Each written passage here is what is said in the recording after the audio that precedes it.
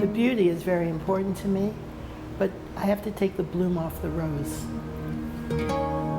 I'm Mira Lehr. I'm an artist.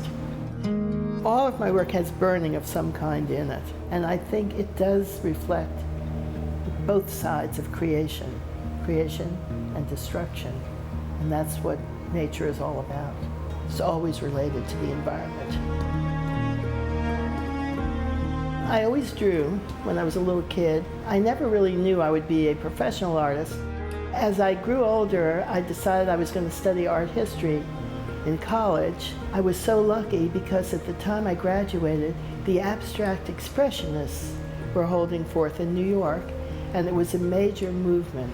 So I was right in the middle of this really wonderful scene. So from then on, I did art, and I was not really into the environment as much in the beginning. I just did nature, a lot of nature studies. But eventually I heard of Buckminster Fuller, a man who was very much about the planet, and I saw an opportunity to work with him in 1969. I went to New York and I worked with him on something called the World Game.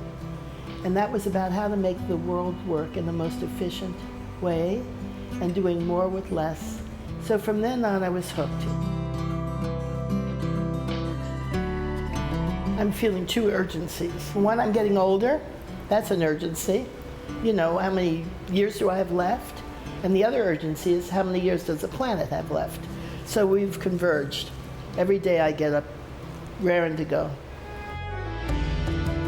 In the Orlando exhibit, it was called High Watermark because that's where we're at, and that's where they felt my career was at. So that show had very, very large sculptures of mangroves, and you could walk through the mangroves and feel you were encased in the root system. There's something about being enclosed in the space that makes the viewer very much more attentive to what's happening. And so I watched people walking through the mangroves, and they were all moved by it. So that's really the first time I've done that kind of large-scale sculpture. I love doing it. The smaller I get and the older I get, the bigger the work becomes, it seems to me. And so now I'm back in the studio and I'm turning to something I'm calling planetary visions, because I'm doing images of earth masses. I've also added writing, which some of it is from Bucky Fuller about the planet. Some of it is just poetry about nature. I've always felt abstraction is the highest form, even though I like representation, but to me abstraction gets the essence of everything, and you can take it and go on with it, and it's more spiritual to me. I think, like Cézanne, at the end of his life, his paintings became kind of dissolved in light, like light entities. At the end of Rembrandt's life also, his work became less literal and more also dissolved in light. So light is very important.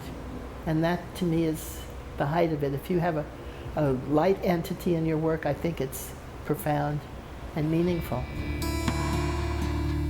The light on the big sculpture, yeah, those are special lights that grow corals in the laboratory. And the sculpture is the shape of a wave, and it's mesmerizing. You know, if the world pulls apart, and people are concerned just with their little everyday existence, I don't see a great future. But I'm hoping there's still time. The clock is definitely ticking. And I'm not a politician and I'm not a scientist. The way I can express it is through my art. And that's what I'm trying to do, along with having a wonderful experience making it.